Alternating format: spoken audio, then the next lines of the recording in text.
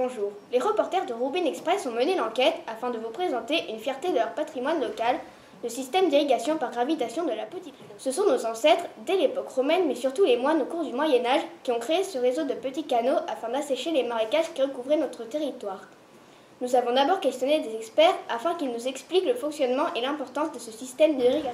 Bonjour Monsieur le maire, pensez-vous que notre système d'irrigation est important ? Ah oui, il est très important, surtout en Provence, où l'eau est rare, et donc il a plusieurs objectifs. L'objectif numéro 1 du système d'irrigation, c'était bien sûr l'arrosage des cultures. Sans ce système d'irrigation, il n'y aurait pas d'agriculture possible dans notre région.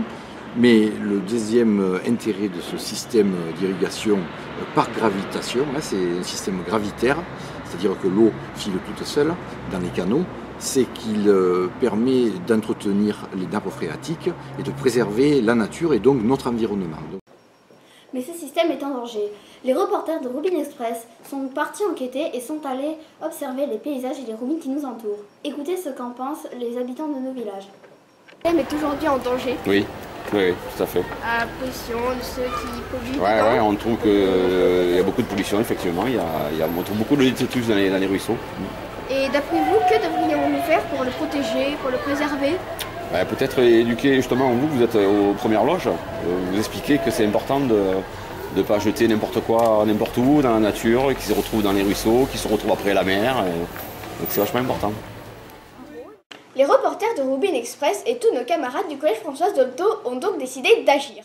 Ils ont mené une campagne d'information et de sensibilisation auprès des populations locales sous forme d'affiches, de publications sur le journal de la commune ou des sites web. Des élèves du club ont réalisé un jardin pédagogique dans l'établissement pour expliquer le fonctionnement et l'intérêt de ce système d'irrigation. À côté, nos correspondants de l'école de Namassa au Burkina Faso mènent le même projet de jardin pédagogique à plus de 4000 km afin de nous présenter à leur tour comment eux gèrent l'eau et leur culture dans ce milieu pré-sahélien. Cet échange se fera par le biais de l'association Libertogénie pour l'Afrique, notre partenaire dans de nombreuses actions solidaires.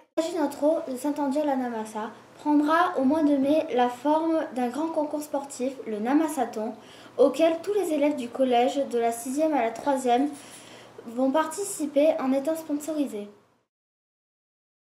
L'argent collecté permettra de financer la construction d'un forage dans l'école de Namassa au Burkina Faso. Merci de votre attention, Roubine Express vous dit à bientôt.